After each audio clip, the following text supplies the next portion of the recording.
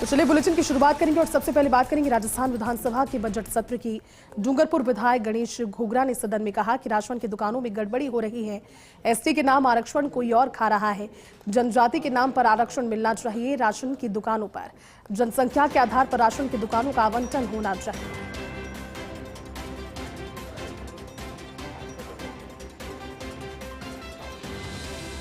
राजस्थान विधानसभा का बजट सत्र। डूंगरपुर विधायक गणेश घोगरा ने सदन में कहा, राशन की दुकानों में गड़बड़ी का मुद्दा उन्होंने उठाया।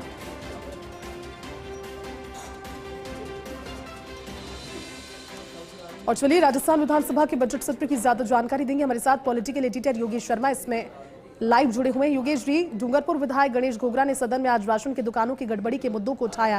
उन्होंने कहा कि एसटी के नाम का आरक्षण कोई और खा रहा है और अपनी बातों को उन्होंने सदन के पटल पर रखा।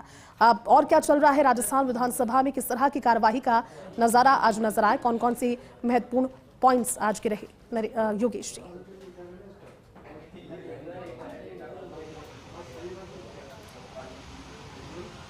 देखिए, दिन भर की कार्रवाई का वृत्तांत आपके सामने मैंने 4 बजे के लगभग रखा था और उसके बाद सहकारिता विभाग और खाद्य नागरिक आपूर्ति जो महकमा है उसको लेकर सदन में इस वक्त अनुदान मांगों पर बहस चल रही है। पक्ष और विपक्ष के सदस्य अपनी बात रख रहे हैं।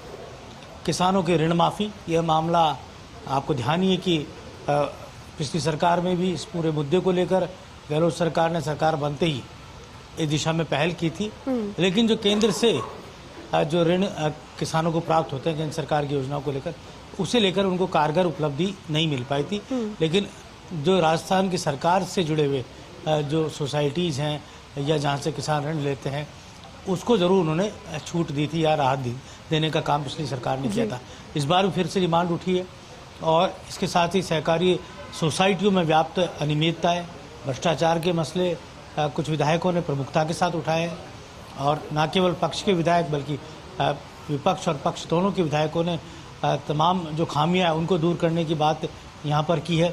किसानों के हित के अंदर कहा जा सकता है कि सहकारी संस्थाएं जो होती हैं, चाहे फसल बीमा क्लेम को लेकर हो, चाहे ब्याज माफ़ी को लेकर हो, ये तमाम मुद्दे होते हैं। चाहे वेयर हाउस के निर्माण की बात भी कई विधायकों ने उठाई है। क्रय विक्रय मूल्य की दुकानों को लेकर, समर्थन मूल्य को लेकर मांग उठी है और इसके साथ ही चाहे हम खाद्य नागरिक आपूर्ति महकमे की बात करें तो पोस्ट मशीनों को की वैकल्पिक व्यवस्था को लेकर बात उठी है। तो वहीं पर ये बात भी उठी है कि राशन की दुकानों को लेकर, जातीय आरक्षण को लेकर भी डिमांड उठी है।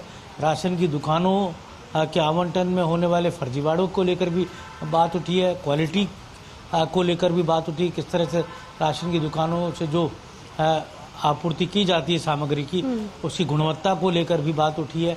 तो ये तमाम मसले जो जनहित से जुड़े हैं और सरकार के 2 गुणी मंत्री गौतम कुमार दत्त सहकारिता मंत्री और सुमित गोदारा जो कि खाद्य मंत्री हैं, दोनों मंत्री जवाब देने से जुड़ी तैयारियों में इस वक्त जुटे हैं। दोनों मंत्रियों को आज जवाब देने हैं। उससे पहले अभी थोड़ी देर में मुखबंद होगा और स्पीकर वासुदेव देवनानी मुखबंद कराएंगे सदन के अंदर। तो कहा जा सकता है कि तमाम जो आज का ये जो पूरा कार्य एजेंडा है सदन के अंदर का इन डिमांड्स को लेकर, तो लगता ये है कि काफ़ी समय अभी और लगना बाकी है। कई विधायकों का अभी भी बोलना शेष है, तो वो अपनी डिमांड्स पर अपनी मांगे रख रहे हैं।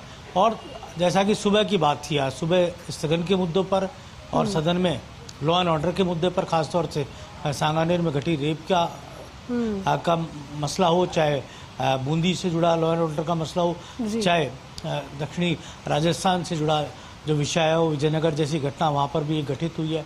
और ये तमाम मसले जो खासतौर से दुष्कर्म से जुड़े हुए हैं, उस मसलों को लेकर सदन में प्रतिपक्ष ने खासा हंगामा किया था। और उसके बाद हम बात करें तो आज उप मुख्यमंत्री दिया कुमारी और कांग्रेस के विधायक रोहित बोरा के बीच भी आज बहस काफ़ी देखने को मिली। और कहा जा सकता मसला आंगनबाड़ी केंद्रों को लेकर था और उस मसले को लेकर, और राजाखेड़ा विधानसभा से जुड़ा मामला था, लेकिन विधानसभा के अंदर विधायक राजाखेड़ा के इस पूरे मामले पर संतुष्ट होते हुए नज़र नहीं आए। तो यूँ कहा जा सकता है कि जैती अलग अलग मुद्दों को लेकर सदन में ये कहा जा सकता है कि सारगर्भित बहस देखने को मिलती है। अगर कोई हंगामा भी होता है या किसी ज्वलंत मुद्दों को लेकर विषय के अंदर भी कहीं कोई मंत्री फंसता हुआ नजर आता है, उसके बावजूद ये कहा जा सकता है कि ये एक सदन का एक मौलिक अंग है। अगर कोई बात किसी इस विधायक ने कोई तार्किक सवाल किया है और मंत्री उसका तार्किक तरीके से जवाब दे रहा है या जवाब देने में कहीं कोई आंकड़ों में कोई कमी कसर रह गई है, तो उसे उस अंदाज से भी नहीं देखना चाहिए कि मंत्री फंस गया है या मंत्री बैकफुट पे चला गया, बल्कि इसको इस तरीके से देखना चाहिए कि बहस का स्तर जो है वो एक बहुत ही मौलिक हो, बहुत ही कहा जा सकता है बहुत ही सारगर्भित हो। अभी सहकारी समितियों को लेकर सहकार आंदोलन या सहकारी समितियां, एक दौर था जब सहकारी समितियों को लेकर या सहकारिता को लेकर एक अलग तरह का संदेश होता था और एक अलग तरह की कहा जा सकता है कि परिस्थितियां होती थी जिसके अनुसार पूरे देश भर में एक मूवमेंट भी चला था सहकारिता को लेकर। लेकिन बीते कुछ सालों में ये कमी देखी गई है। सहकारिता को लेकर जो कहा जा सकता है कि इंफ्रास्ट्रक्चर है या मूलभूत जो सहकारिता का मूल मंत्र है उसमें भी कमी देखी गई है। तो आज जो अलग अलग पार्टियों के विधायकों ने ये बात भी उठाई है कि सहकारिता विभाग को और मजबूती देने की आवश्यकता है, लेकिन ज़रूरी है कि उसमें व्याप्त खामियों को दूर किया जाए।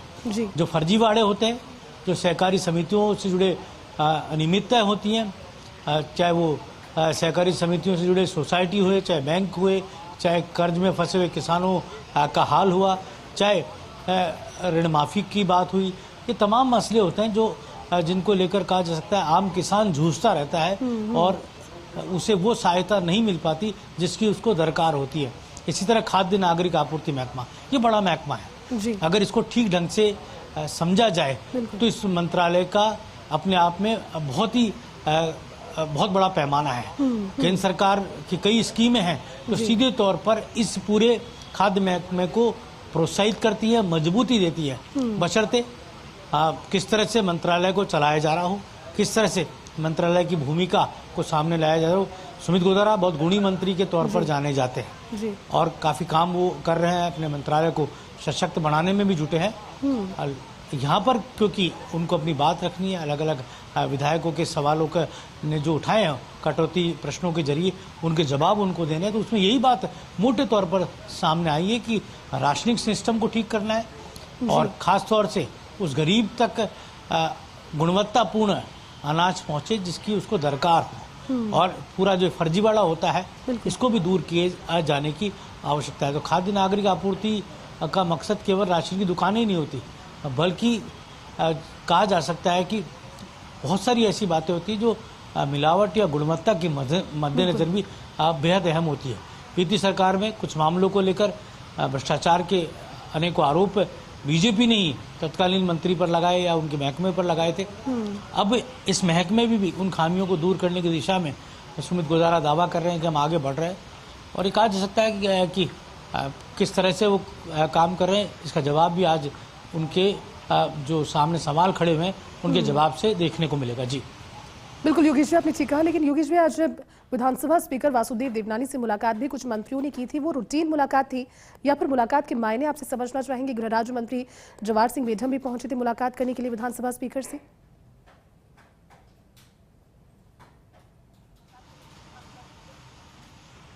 देखिए हम बात करेंगे, लेकिन